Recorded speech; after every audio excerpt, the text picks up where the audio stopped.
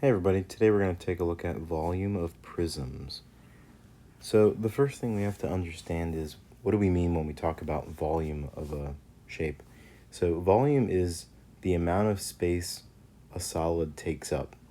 So we're thinking about 3D, three-dimensional objects, right? So like if you kind of imagine, like a box like this, if you filled it with water or sand or something or dirt or whatever, how much could you fit into it is basically what it's saying. Like how much space, if it's 100% full, would it, would it fill up with? So this is our formula. It's on our formula sheet. V equals BH. B is going to be the area of the base, just like in our other formulas. So capital B is the area of the base. H is going to be the height of the prism.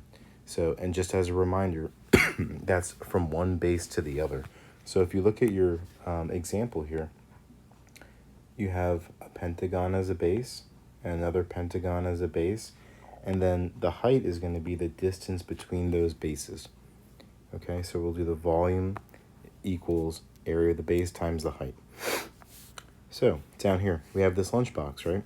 So with this lunchbox, we could say the area of the base, right? The base could be, typically we do on a rectangular prism like this, we typically just say the top and the bottom rectangles are the bases, and the side that connects them over here is the height. So we can just kind of keep it like that. So we'll say the height's going to be this 8.5, right? This is going to be a 12.2 inch by 5 inch base. So if I'm doing volume equals area of the base times the height, when I figure this out, I'd say area of the base is going to be like my length times width, right, of the bottom blue rectangle base that I highlighted, times the height of the whole lunchbox, right, the distance between the bases. So this would be 12.2 times 5 times a height of 8.5. So basically, I'm just going to multiply all these things together. So 12.2 times 5 times 8.5 gets me 518.5. And then my label for volume is going to be cubic inches. We use a little 3 to represent that. So to the third power, okay? So 518.5 and a half, 518.5 cubic inches. Okay, so down here, it's not just with rectangular prisms, it's with any kind of 3D shape, right? So find the volume of this figure. There's our formula again. So we have to first determine what our base is. So the base is going to be the side that's not the rectangle on any other sort of 3D figure like this. So our bases are going to be these triangles.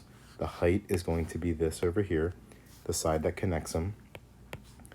So I'll say volume equals area of the base times height.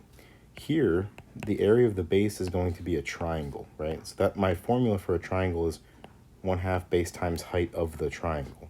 So I'm going to start with that. I'm kind of like replacing this area of the base with like what the area of that triangular base is going to be.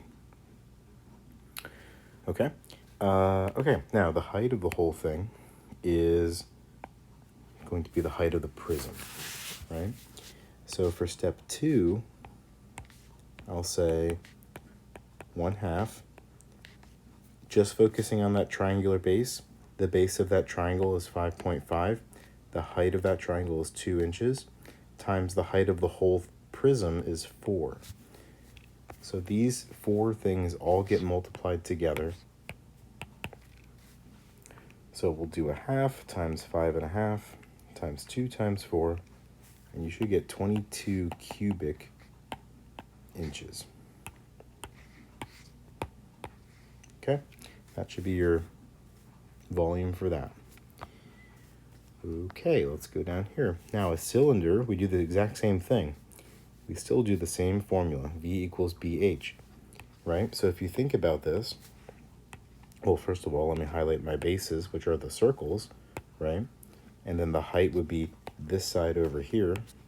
That's my height. So if I'm doing this, V equals BH, right? the capital B, the area of my base, my base here is a circle. So the area of a circle is pi r squared times the height of the whole cylinder. So step 2 would be sub in what I need to do here. Pi is 3.14 times the radius is 5 squared times the height of the whole thing is 3.5. Okay, now let's type all of this in. I get volume equals 274.75 cubic inches. Perfect. Awesome. Let's do one more example here. This one we're going to kind of find a missing dimension because it asks us to find the length of the juice box. With this, my base are these rectangles, top and bottom. This is my height, the distance between the two bases. So I'm going to do the same formula, right? V equals BH. But when I go to fill this in, right? So this is like volume equals my length times width of the bottom times the height of the whole juice box. When I go to plug my numbers in, instead of putting a V, I know that the volume is 24 cubic inches. It tells me that right here in the problem. So instead of putting V, I put 24. Length is just going to be L. Width is 2. Width is 2. The height of the whole thing is 4. So now if I solve this equation for L, it should tell me the length of the juice box. So I'm going to simplify it a little bit. L times 2 would be 2L. 2L times 4 would be 8L. If I divide both sides by 8, I'm going to get length equals 3. And then this label is going to just be inches, right? Because I'm trying to find a dimension, like a measurement. So it's not going to be cubic anything because that's just for volume. Awesome. Hope that helped. See you guys.